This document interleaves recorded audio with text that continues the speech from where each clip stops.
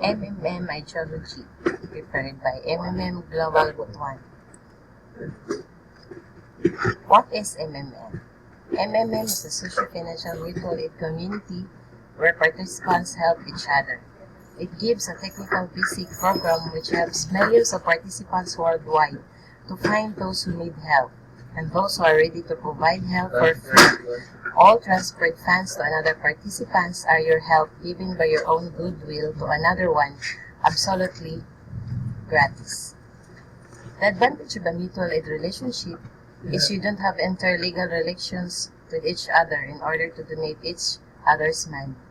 Therefore, MMM Community is not an organization of investment project. Nobody signed any contracts or any other securities here. MMM doesn't have any common account to keep money. MMM is not a bank. It doesn't collect a person's money. It is not an online business, nor an investment, or any multi-level marketing program. MMM is a community of mutual aid where participants help each other. All funds are directly transferred to another participants using a cryptocurrency known as Bitcoins.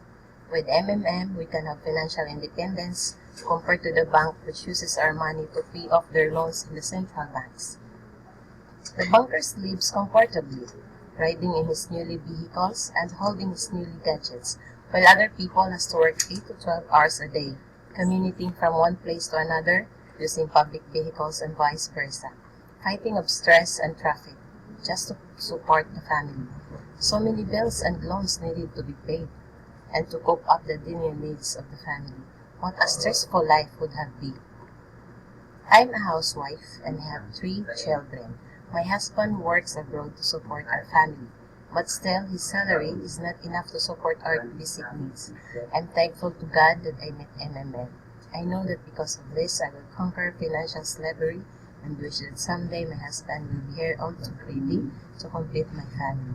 Thank you, MMM, and together we change the world.